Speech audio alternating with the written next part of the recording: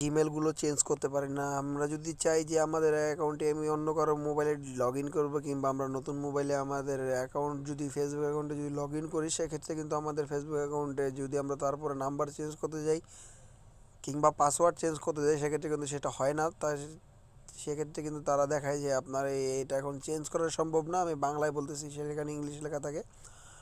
তো এরকম একটা কিছু লেখা আসে যে আপনার এখন এটা চেঞ্জ করা সম্ভব না।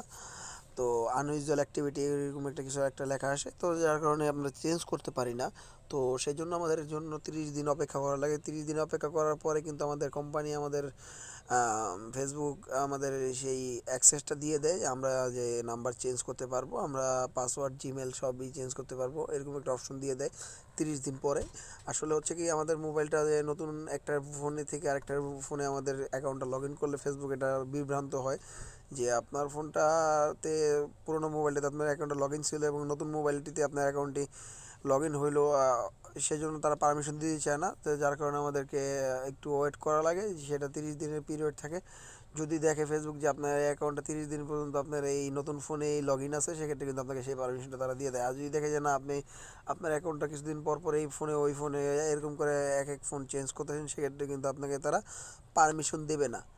তো আজকে আপনাদেরকে দেখাবো যে কীভাবে আপনারা 30 দিনের যে টাইমটা আছে সেটাকে আপনারা বাইপাস করে আপনি ইনস্ট্যান্ট আপনার অ্যাকাউন্টে একটা জিমেল অ্যাড করবেন, সেটা দেখাবো আজকে আপনাদেরকে।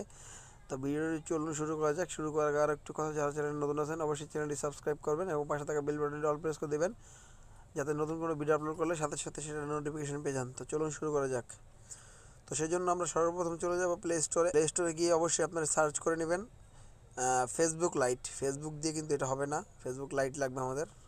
ফেসবুক লাইট সার্চ করবেন, সার্চ করার পরে দেখবেন ফেসবুক লাইট সফটওয়্যারটা চলে আসবে।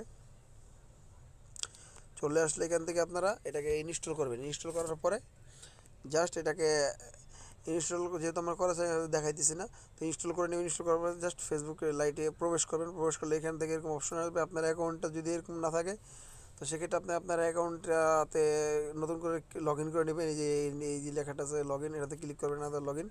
তো আমি আমার অ্যাকাউন্টটা লগ ইন করার জন্য আমি আমার অ্যানাদার লগ ইন ক্লিক করব। ক্লিক করবো এখান থেকে আমি আমার অ্যাকাউন্টের যে নাম্বারটা আছে এখান থেকে লগ ইন করে নিতে হবে। লগ ইন করার পর আপনার জন্য নাম্বার দেবেন উপরে, আর নিচে দেবেন আপনার পাসওয়ার্ড। তো এখান থেকে কন্টিনিউ ক্লিক করবেন।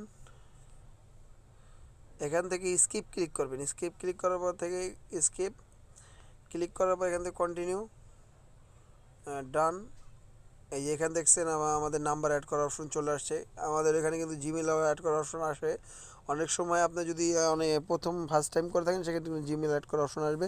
যেহেতু আমি একবার ট্রাই করছি, সেক্ষেত্রে কিন্তু এখানে নাম্বার অ্যাড করার অপশন চলে আসছে। তো আমি এখান থেকে যেহেতু নাম্বার অ্যাড করতে পারবো, এখান থেকে নাম্বার জাস্ট দিয়ে অ্যাড নাম্বারে ক্লিক করব। ক্লিক করার পরে নাম্বারটা টাইপ করে এখান থেকে ক্লিক করার পরে এখানে জাস্ট এই যে কনফার্ম লেখা আসছে, thank you confirm your mobile now adding setting. এখান থেকে আমার নাম্বারটা অ্যাড হয়ে গেছে, ঠিক আছে। এখান থেকে দেখছেন আমার একটা ইমেল অ্যাড্রেস অ্যাড হয়ে যাবে। এখান থেকে আমি যে ইমেল অ্যাড্রেসটি, তো ইমেল অ্যাড্রেসটি অ্যাড করা যাবে। আমি একটি ইমেল অ্যাড্রেস অ্যাড করবো, আপনাকে দেখাবো অ্যাড করে।